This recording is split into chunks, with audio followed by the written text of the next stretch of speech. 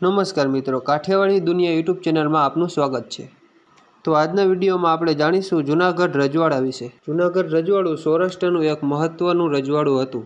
East India company અને British રાજ હેઠળના ભારતના વર્ષો દરમિયાન આ રજવાડાના શાસકો બાબી વંશના મુસલમાન નવાબો હતા। આ રાજ્ય વેસ્ટર્ન કાઠિયાવાડ એજન્સીની દેખરેખ હેઠળ આવતું હતું અને આ રાજ્યનો કુલ વિસ્તાર 8643 સ્ક્વેર મીટર જેટલો હતો। ઈસવીસન 1941ની વસ્તી ગણતરી પ્રમાણે જૂનાગઢ રાજ્યની વસ્તી 6,70,719 જેવી હતી। આ રાજ્યની સરહદો પોરબંદર, બાટવા, માણાવદર, સરદારગઢ, ગોંડલ, બિલખા, જેતપુર, મેંદરડા, માનપુર, બગસરા અને ગાયકવાડી રાજ્યની સરહદોને અડતી હતી। જૂનાગઢ રજવાડું સલામી રાજ્ય હતું, જેને બહારના પ્રસંગોમાં 23 તોપની અને ખાનગી પ્રસંગોમાં 15 તોપની સલામીનું બહુમાન પ્રાપ્ત હતું। અહીંના મુસ્લિમ બાબેઈ શાસકો નવાબ અને દિવાનનો ખિતાબ ધરાવતા હતા। એ સમયના ભારતમાં કુલ 18 મુસ્લિમ રાજ્યો હતા, જેમાં જૂનાગઢ રાજ્ય 5મા ક્રમનું ગણાતું હતું। જૂનાગઢ રાજ્યમાં 13 મહાલોમાં વહેંચાયેલું કુલ 866 ગામો ધરાવતું એક મોટું